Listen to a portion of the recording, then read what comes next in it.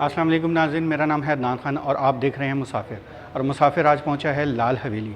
ये शेख रशीद साहब की लाल हवेली नहीं है, ये लाहौर में भाटी गेट के अंदर लाल हवेली के नाम से एक मंजिल मशहूर है। लेकिन ये लाल हवेली इसलिए कहा जाता है कि ये लाल ईंटों से बनी हुई है।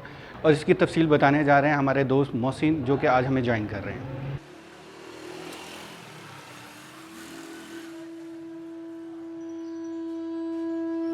जी, इस टाइम हम लोग मौजूद हैं भाटी की कमर मंजिल के अंदर। कमर मंजिल की जो तारीख़ है ये 1887 में जो थी इसकी तामीर शुरू हुई और तकरीबन 1902 में ये मुकम्मल हो गई। हत्ता कि इसकी जो तारीख़ है वो 1902 से पहले ये मुकम्मल हो गई थी।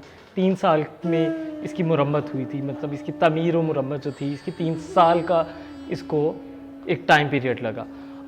इसके बकौल जो जिस फैमिली के पास ये है कि इसके जो आर्किटेक्ट थे वो एक अंग्रेज़ थे और इसका सन जैसे मैंने आपको बता दिया कि 1887 में इसकी तामीर शुरू हुई और 1902 में ये बिल्कुल तैयार थी।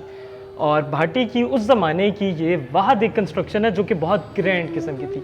यहाँ तो भाटी के अंदर जो मौजूदा इमारतें हैं वो उसकी इस हवेली के बाद की तामीरात हैं या उससे पहले की हैं। जैसे कि हमारे पास फ़कीर खाना है, हवेली वाजिद अली शाह है, मुबारक हवेली है, और बाकी जो उसके बाद की जो कंस्ट्रक्शन आ जाती है तो वो 1930 या 1940s के टाइम पीरियड के। 1900 का जो टाइम पीरियड था उसकी ये एक वाहद थी और ये उस ज़माने की कसीरुल जिसको कहते हैं कि ज़र मुबादला ख़र्च करके ये तामीर की गई थी, जिस पर बहुत बड़ा एक वसी जो था एक्सपेंडिचर आया। बताया जाता है कि इसकी तामीर के ऊपर उस ज़माने में 32,000 रुपये ख़र्च हुए थे, जो कि एक बहुत बड़ी एक अमाउंट थी।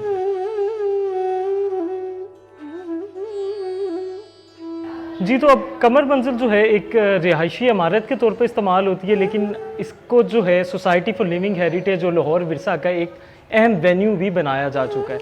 लाहौर विरसा की जानिब से यहाँ पे मुतद्दा प्रोग्राम्स कल्चर से मुतालिक और विरसा से मुतालिक प्रोग्राम्स किए जाएंगे और किए जाते भी हैं। आर्ट रतन ने यहाँ पे अपनी सकाफ़ती नवादरात वगैरह की काफ़ी दफ़ा यहाँ पे नुमाइश की है। फिर उसके अलावा यहाँ पे मुख्तलिफ जो टीवी चैनल्स हैं और टीवीसीज़ हैं, कमर्शियल्स हैं, उनकी शूटिंग वगैरह, उनकी रिकॉर्डिंग्स भी यहाँ पे होती है। फ़ैशन शूट्स भी यहाँ पे गाहे बगाहे होते रहते हैं। लेकिन हमारा जो मेन फोकस है एज़ अ लाहौर विरसा के अंडर कि इसको हम एक सकाफ़ती बिल्डिंग या सकाफ़ती एक हेरिटेज मोनूमेंट के तौर पे इसको दुनिया के सामने लेके आएँ, क्योंकि ऐसा खूबसूरत स्ट्रक्चर, ऐसी खूबसूरत इमारत अंदरून शहर में बहुत कम है।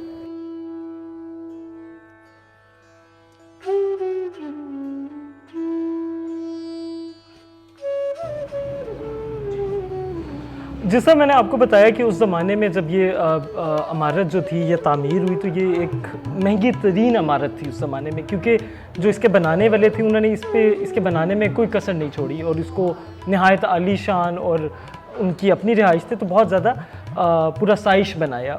और इसके जो बनाने वाले थे उनको अदब और सकाफ़त में बहुत गहरा क्या कहते हैं उनका एक वाबस्तगी थी। और अंदरून शहर जिस जगह पे हम लोग बैठे हैं, जिस जगह पे ये हवेली मौजूद है, भाटी दरवाज़ा, भाटी को चर्च ऑफ लाहौर कहते हैं, तो उस ज़माने में भाटी का जो ये इलाका था यहाँ पे लिटरेचर से रिगार्डिंग और हमारी जो अहम शख्सियात थी वो सारी यहाँ रहती थी। इकबाल यहाँ रहते थे, मौलाना सहानपुरी यहाँ रहते थे, मौलाना ज़फ़र अली का कुछ अरसा यहाँ क़याम हुआ उस ज़माने में।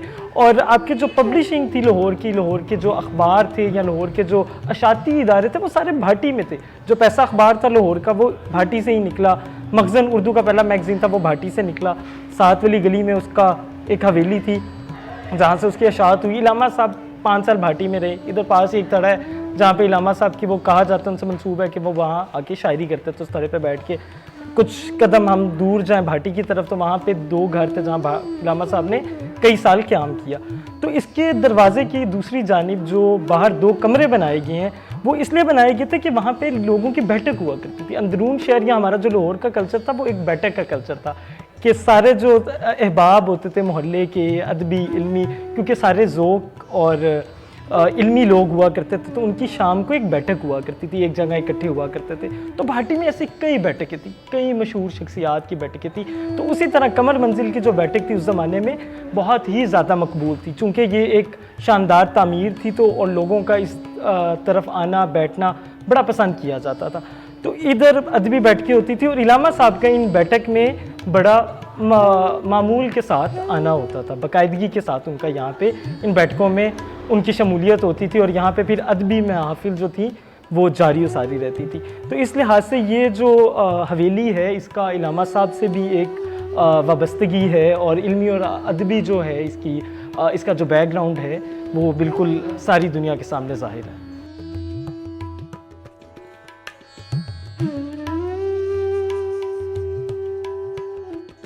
कमर मंजिल की एक खासियत ये भी है कि ये बिल्कुल अपने खालिस एक शक्ल के अंदर ही अभी तक मौजूद है। 120 साल गुजरने के बाद भी अगर आप इस हवेली में आएँ तो आपको बहुत मामूली सी तब्दीलियाँ यहाँ पे नज़र आएंगी। मतलब यहाँ पे जो रिकन्स्ट्रक्शन के जो एलिमेंट है वो तकरीबन ना होने के बराबर है। यहाँ आप आते हैं तो आप इसकी खूबसूरत सीलिंग देखते हैं लकड़ी की। यहाँ पे जो चुबारे हैं, जो खिड़कियाँ हैं, उनकी जो लकड़ी है वो बड़ी शानदार है। यहाँ पे जो खिड़कियों में और दरवाज़ों के ऊपर जो शीशे लगे हैं, रंगीन शीशे, जो कि उस ज़माने में बरतानिया से मंगवाए गए थे, जिनको हम कहते थे उस ज़माने में वलायती रंगीन शीशे, तो वो आज भी कमर मंजिल के अंदर आपको जां बजा नज़र आएंगे। और सबसे मज़े का अंसर कि यहाँ पे पानी लेके आने का, क्योंकि चूँकि इस हवेली के अंदर एक कुआं भी था जिसको कुछ अर्सा पहले बंद कर दिया गया, और ऊपर की इसकी छत से नीचे के लिए एक बाल्टी लटकाई जाती थी और पानी ऊपर खींचा जाता था। उसके लिए जो पुली होती थी वो पुली अभी भी इस हवेली के अंदर मौजूद है। और सीढ़ियाँ चढ़ने के लिए, सीढ़ियाँ आप देख रहे हैं मेरे पीछे, बड़ी मजबूत और बड़ी कुशादा किस्म की सीढ़ियाँ, लेकिन इस पर चढ़ना आज की हमारी जो इमारतों में बनी स्टेयर्स हैं उनके मुकाबले ये ज़रा मुश्किल है। तो उस ज़माने में भी एक जंजीरी लटकाई जाती थी ऊपर से नीचे, जो कि आज भी इस हवेली के अंदर वो जंजीरी आपको मिलेगी। ये एक कमर मंजिल की एक बड़ी खूबसूरत चीज़ है। दीवारें, ईंटें हैं वो लाल रंगीन ईंटों पे मज़य्यन है। इसकी दीवारों में जो अनासर हैं, लकड़ी का जो काम है, वो अभी तक अपनी असल हालत में है। सिर्फ इंतज़ार कर रही है कि इदारा या हुकूमत वो इसकी तरफ तवज्जो दे और इसके हुस्न को दोबारा जो है बहाल कर दे।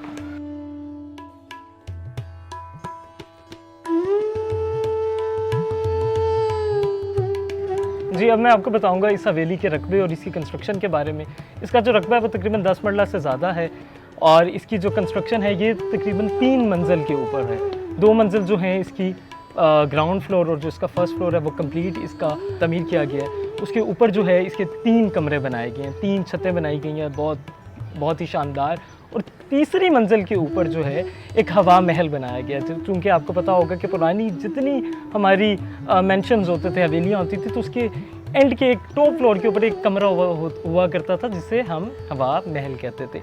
इसका जो आर्किटेक्चरल है, आर्किटेक्चरल पॉइंट ऑफ व्यू से अगर हम इसकी बात करते हैं तो ये कश्मीरी इंस्पायर आर्किटेक्चर है। अंदरून शहर में उस ज़माने में 3 हवेलियाँ बनी, लाल, जिनको लाल हवेली कहा जाता है। उसमें लाल ईंट का इस्तेमाल किया गया, उसके एक्सटीरियर में जो था लाल ईंट का इस्तेमाल किया गया। एक हवेली गुमटी बाज़ार के अंदर, एक हवेली मोची दरवाज़े के अंदर और एक हवेली हकीमा वाला बाज़ार भाटी गेट के अंदर। और इस हवेली को उन तमाम हवेलियों में सबसे शानदार कहा जाता है।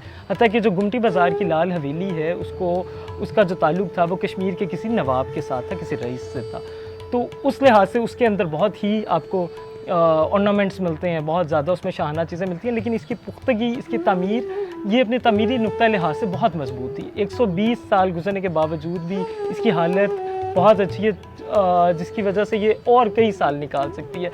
इसमें दियार की लकड़ी का काम बहुत ही खूबसूरत किया गया। इसके अंदर बंद महराबें, आर्चीज़, इसके अंदर बहुत ही खूबसूरत और नफीस किस्म की एक नोक वाली महराबें बनाई गई। बंद महराबें इसके अंदर बेशुमार हैं।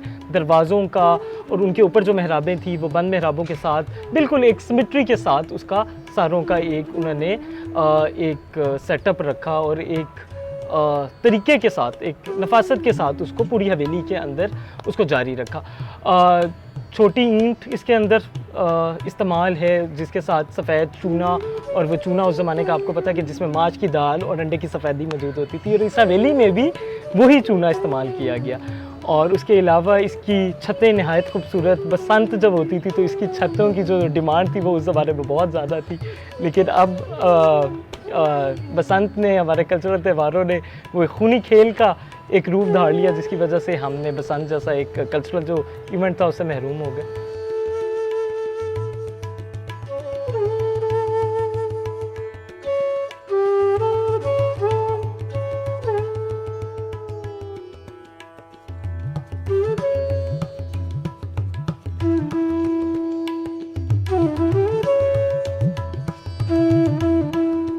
जी मेरे पीछे आपको जैसे मैंने बताया था कि इस हवेली में भी एक ऊपर एक कमरा था जिसको हवा महल कहते हैं, वो मेरे पीछे है। और उसके साथ जो जितनी तीनों तरफ जो दीवारें थी उसके अंदर खुली जालियों वाली लाल ईंटें लगाई गई, जिससे हवा की जो क्रॉसिंग थी वो हर तरफ से इस कमरे की तरफ आए और यहाँ पे जो बैठा हो उसको हवा से जो है खुशगवार एहसास एक मिल सके।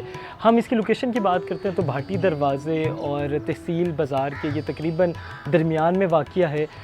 हकीमा वाला बाज़ार इसको हम कह सकते हैं। हकीमा वाला बाज़ार में इससे चंद कदम पे हवेली वाजिद अली शाह मौजूद है और यहाँ पे एक्सेस आपकी बहुत आसान है। भाटी दरवाज़े से आप कह सकते हैं कि तकरीबन 3 से 4 मिनट की वॉक पे कमर मंजिल मौजूद है।